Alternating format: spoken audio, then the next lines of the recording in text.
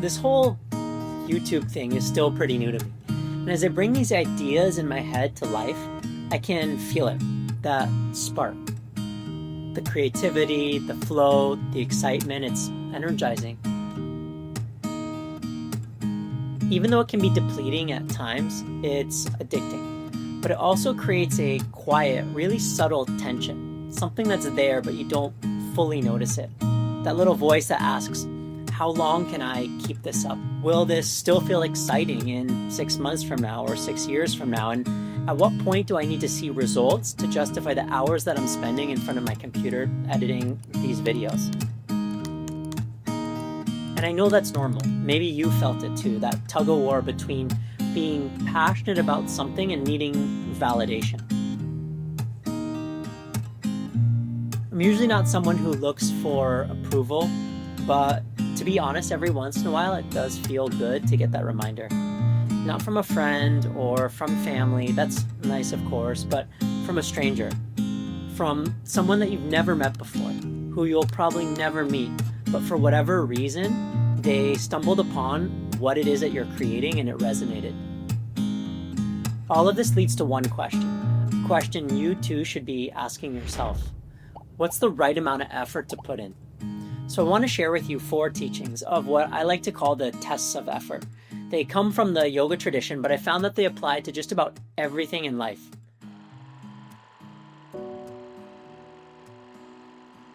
The first test, and probably the most important, is appropriate effort. Basically, is the effort that I'm putting in actually aligned with what I'm trying to achieve? When I started making videos a few months ago, I got completely obsessed with color grading. I spent weeks trying to figure out the best way to turn a flat gray piece of footage into something a little bit more vibrant or cinematic. I dig through LUT packs, tweak the curves, watch tutorial after tutorial on YouTube. And yeah, I was working really hard, but I wasn't working smart. Because the truth is, the soul of a video isn't the color, it's the story.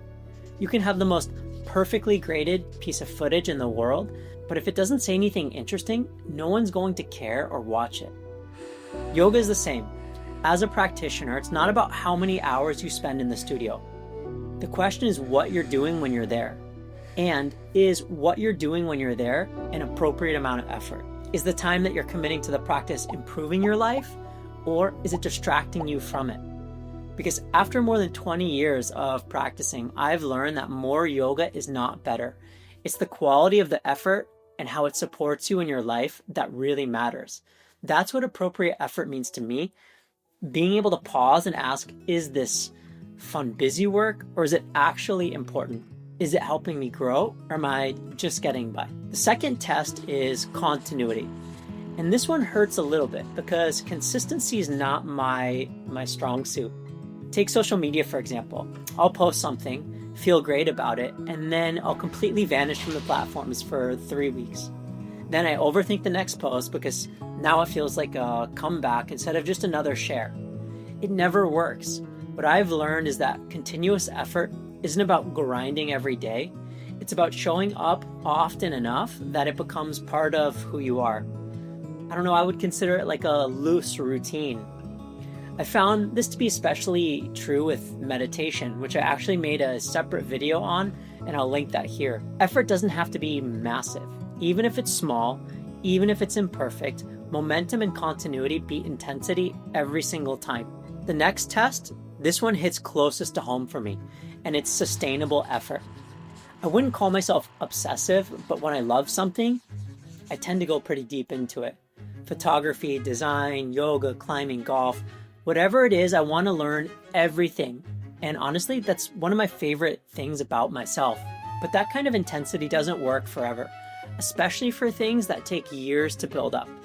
If you want something to last, it has to have the space to breathe. It has to fit within the rest of your life as well.